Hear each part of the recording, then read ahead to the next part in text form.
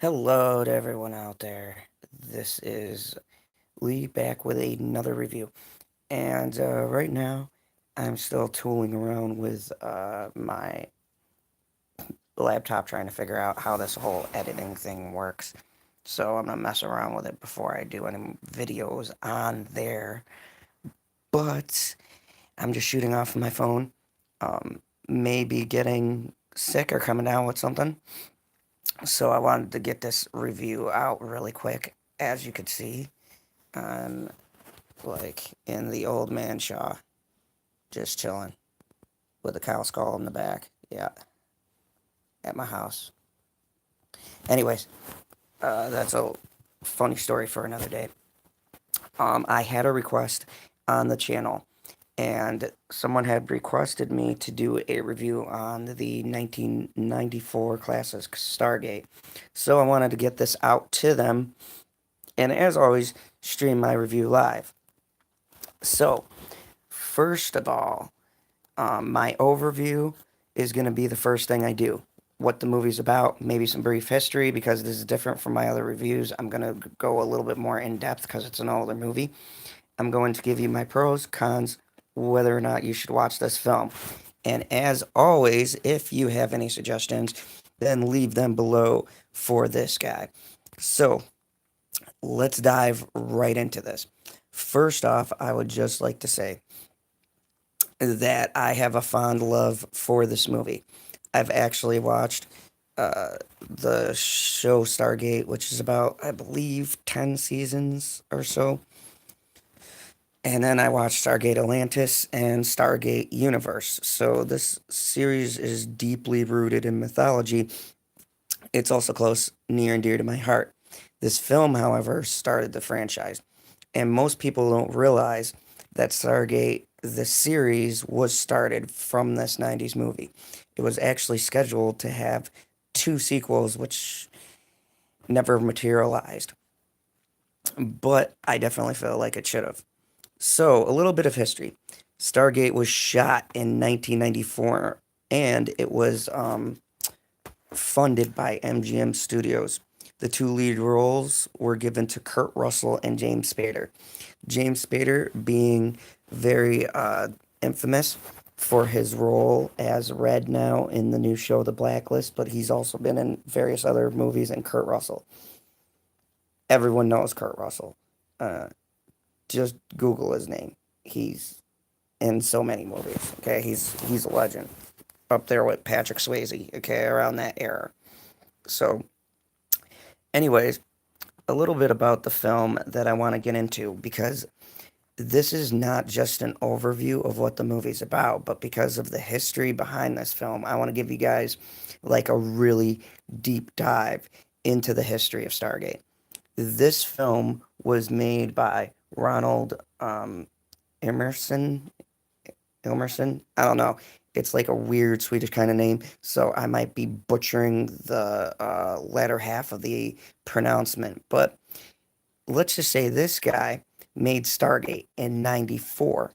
Four years later, he would make arguably one of the greatest sci fi movies ever made, and that's Independence Day. True story, look it up.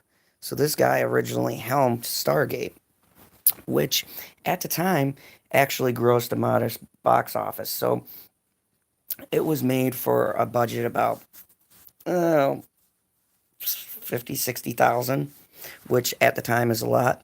You gotta keep in mind between the 90s and the 2000s, the price of inflation and all that was very different. So, a $50,000 or $100,000 movie budget was actually considered a lot of money. So, if you went with that and you made upward in the millions, then your movie turned a profit. Well, this movie was for about 50,000. It grossed opening weekend 71,000. By the end of its run, if you can count international sales, about 125 million. So, for a film of the time, that was pretty good.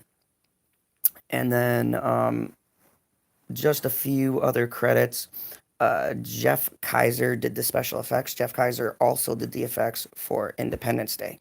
So the effects and the effects team were all brought over for for that movie. And also, this movie was released in October of '94. So there's a little history about it. This movie also spanned two more sequels. Um, in the form of television shows, which the television shows went on to be quite successful. So this movie has a very storied history to it. So Stargate is about a a group of explorers that go and open a portal to what they believe will be another dimension or another planet, or they really don't know. James Spader plays a scientist who is sent with Kurt Russell, a soldier, to go through this gate and figure out what's on the other side. Now, the interesting part about this film is that the characters, or that this film has a very basic premise to it. So basically, the whole premise is about traveling from one point to another. And I shouldn't say basic present premise, but more of a basic character setup and outline. Now, when you watch this film, it feels like it should be far reaching, but it's kind of feels limited at the same time. Now, where this film succeeds, first off, let me just start with wasn't 55,000. I apologize, 55 million, but it grossed in the box office 196.6 million, and it also did that by doing like 125 million internationally. Anyways, now that I got those numbers fixed, so this story was the first of its kind. Time travel had been explored a lot in movies. Okay, you had Back to the Future that did it in the '80s, yada yada yada. You had time travel out there. Stargate was unique because it was about not so much time traveling, but traveling to different worlds through interconnected gates. And they also played on the villains being from ancient mythology, dealing with the Egyptian mythology in particular. So you had what people perceived as Egyptian gods actually being intelligent beings that visited from another planet. And when Kurt Russell and James Spader, uh, or Captain O'Neill and Jackson, as they're called, Captain O'Neill being Kurt Russell and Daniel Jackson being James Spader, when they travel through this portal, they travel to Egypt, true, and they travel through another point of history, but um, it is an altered kind of timeline. And that is the premise of Stargate as a whole going forward when the show continues. Rather than just it being about traveling through time, they're traveling through different worlds. And this gets explored more in the television show. I found the special effects to be, for the time that they were made pretty amazing. The one thing that I loved is, for instance, the main bad guy, who is Ra in this case, the sun god. Um, he is portrayed as the head of this sort of alien clan. Now, each of them have these glowing eyes, but Ra's eyes glows yellow to distinguish him as the leader. But unlike the films today, it's not like a bright, really noticeable glow. It's very subtle, but enough for you to know he's not quite human. Also, the travel between the gates, the CGI, uh, it's dated, but at the same time, it's just got that great classic feel. The weapon work and the blast from the lasers. Kind of funny. If you look at the staffs and how they blast now and how the ships blast the people as they're running through the sand in one of the sequences, you'll notice that the blasts are almost the same or identical to the ships of Independence Day. I almost feel as if Independence Day had a lot of heavy influences from this film, considering this was made 4 years prior, which I never knew until actually doing a review on this film. So, thank you, Tasmania, for suggesting me to do this film because I actually learned some things along the way here. So, pros. This film's a classic, okay? So automatically I give that as a pro. This is not to say all classic films are good because, my goodness, no. All classic films are not good. They don't hold up to the test of time. Um, but it's got a very different feel from what was out at the time. And even to what you see now. This film feels unique. It does something different. The style, the artwork, the music. The music is iconic. The one riff, I believe it's called the uh, the one riff by the director. Hold on a second here, getting my notes. This is the first movie review I actually took notes for. Anyways, so the musical score by David Arnold has been used consistently throughout the different Stargates, and his one especially iconic theme is the opening to the Stargate. That one riff is exclusive to the title, and it's very iconic. So, I mean, this film has spawned a iconic sort of following and an iconic television show. So my positives is that the music, the visual effects, and the actors in Kurt Russell and James Spader did a very phenomenal job. Especially James Spader as uh, as Doctor Jackson. So, and I do apologize. I'm battling not feeling good, but as Dr. Jackson, he does a great job. Kurt Russell as Colonel O'Neill does great. And Kurt Russell's story is very vague and kind of generic, but more fleshed out as you get into the show. And so here goes to my cons. It's a 2 hour movie, which back in the 90s was kind of not really a thing. Most of these action movies went for about an hour or 45 minutes. And this movie paced itself well and was into telling a progressive story. With that being said, a lot of the action didn't hit until about the last half hour of the film. So it was one of those. That's not to say the story wasn't interesting, but the story had plot holes, which I feel is why this particular movie needed a show because the universe was so expansive. And it only feels like they just get started explaining what was out there and these villains and this alien race and why they were here. And if you watch Stargate, the television show, it expands into that universe, and then there's Atlantis, which expands further, and then SG and U, which is Stargate Universe, and that goes even further. So I think this movie was the template for something greater. I think that the movie benefited from actually being a show. So my cons fall into the fact that the story is condensed into a 2 hour frame, leaving a lot of plot holes and things that didn't make sense.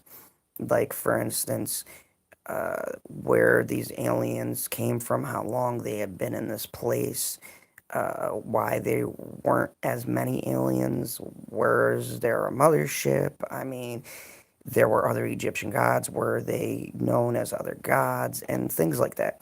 There were just a few things that was left out. More backstory into O'Neill would have been nice. And they briefly touched on Spader, but O'Neill felt like a character that was unfulfilled. You heard about a tragedy, they alluded to it, and it was a clear pivotal point for his character, but yet only vaguely referenced and used as a tool for why he didn't want the desert people to fight because of the fear he had from losing his child. So, also the decision for Daniel to stay never really made sense, which they clarified in the show, but I always felt that he could have brought the girl back with him. Why he would want to stay on the other side of the gate never really made much sense to me. So, as it goes, me personally, I love this film. Any person into sci fi will definitely love this film. For a film made in '94, it's not bad at all. And from a director who we would later see make arguably one of the greatest sci fi movies ever made in Independence Day, with probably some of the finest casting and visual effects ever done. This was the person, this was their movie that started them on the path to making one of the greatest cinematic films of all time. But Stargate started it. And then later they made Independence Day. So, I mean, without Stargate being a success, we wouldn't have had Independence Day. And it's kind of funny when you go back through and do these reviews how much you find out. But my overall opinion, what everyone wants to know, you guys should watch this, especially kids who have never seen this movie at all. This is a classic 90s flick that was actually good and tolerable for the times. This was a movie that I'm sure everyone has heard of Independence Day, but this was the movie. This was the idea that started it. You even see different weapons and ship designs that were used in Independence Day from this film. So, I mean, this, I believe, was his template for making that film. And then later, he would also do The Patriot, which was a weird switch, but also one of the greatest historical pieces, I feel, anyways, that's ever been made. So, I mean, it's really funny to see where these directors start. So, watch it. Stargate is a watchable film. It's on Netflix. If you have nothing to do and you have 2 hours to kill, definitely go and check it out. Just type it into the little search, and it'll throw you into that film, and you should check it out. It's a great flick. I love it, and I really appreciate having this person uh, definitely recommend this film for me. So thank you, Tasmania uh, 0205, for suggesting this film. If any of you guys want me to review different movies, let me know. This has been my review for Stargate 1994. I think maybe eventually I'll go through all 10 seasons and review the show and how it connects to the movie, but um, this is just a review just on that film. But thank you, Tasmania, for suggesting that. Anyone else have any movies you'd like me to review? Feel free to put them on the comments. It took me 5 days to do this because I really wanted to do research on the film, and I found out some interesting things doing that. I will be doing reviews for my newer movies and television shows. This is the first. I've been posting like 2 or 3 videos a day. I might only do one today because I'm not feeling that well, and I've got a lot of things to do. But who knows? We'll see. Also, I'm messing around with different things on my computer, so I might shoot a video on there and see how it goes and post it up. But anyways, thank you very much for tuning in. This video was about 20 minutes. Hopefully it didn't ramble on, but I appreciate all of